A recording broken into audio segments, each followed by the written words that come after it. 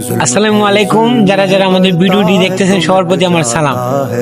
যে আমাদের কথা হচ্ছে দেশের যে পরিস্থিতি, যে মাদকের হাতটা অনেক বেশি, এবং আমরা এগুলা চাই না যে আমাদের গ্রাম কাশীপুর একটা সুনামধন্য গ্রাম, আমাদের গ্রামেও মাদকের হাতটা বেড়ে যাক। আমরা যতটুকু পারি মাদক প্রতিরোধ করার চেষ্টা করি।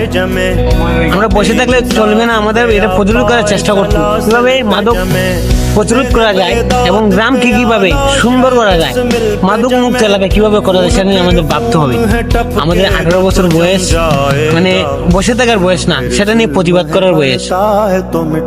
আমরা আগামীর প্রজন্ম, আগামী কাশীপুর আরো সুন্দর চাই, কিভাবে সুন্দর করা যায় সেটা নিয়ে আমাদের ভাবতে হবে। আর আমাদের মূল কথা হচ্ছে যে আমাদের কাশীপুর গ্রামে আমরা একটা ক্লাব করব, মানে মাদক নিয়ে মাদক কিভাবে প্রতিরোধ করা যায় এবং জুয়া কিভাবে প্রতিরোধ করা যায় সেটা নিয়ে একটা সুন্দর একটা ক্লাব করব। আর যারা যারা আমাদের কাশীপুর গ্রামের এই ক্লাবে থাকতে চান সবাই আমাদেরকে নক দিবেন এবং জানাবেন যে আমরা এই ক্লাবে থাকবো। আমরা কিছুদিনের মধ্যে এই ক্লাবটা দেওয়ার চেষ্টা করব।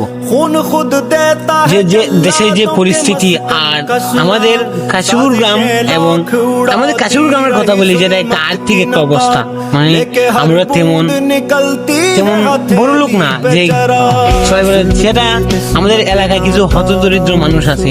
যেহেতু আমরাও গরিব, আমরা ধনী না, কিন্তু এই একবারে হতদরিদ্র মানুষের পাশে আমরা দাঁড়াবো।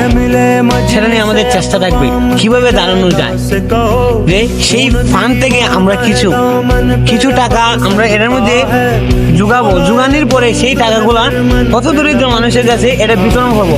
যারা একবারে চলতে পারতেছে না, এখানে বহাল অবস্থা, তাদেরকে আমরা এই টাকাগুলো পরিদান করবো, যাতে আমাদের কাশীপুর গ্রামের মানুষ যাতে কোনো এলাকায় গিয়ে হাত না পাততে পারে। এটা আমাদের শরম, মানে আমরা যারা যুবক আছি এটা আমাদের শরম। যদি আমাদের গ্রামের একজন মানুষ যদি অন্য এলাকায় গিয়ে যদি হাত পাতে, সেটা আমাদের শরম। আমরা চাই না এরকম একটা যদি দেখি যে আর একটা ফ্যামিলি একটা বহাল অবস্থা, এই ক্লাব থেকে আমরা একটা সিদ্ধান্ত নিব যে তার পাশে আমরা দাঁড়াবো। আমরা যুবক, আমরা চাইলে আমরা সবকিছু সম্ভব, আমরা পারি। আমাদের 18 বছর বয়স, আমরা থেমে থাকবো না, সেটা নিয়ে লড়াই করবো। কিভাবে লড়াই করা যায়, গ্রামটাকে কিভাবে শক্ত এবং সুন্দর করা যায়।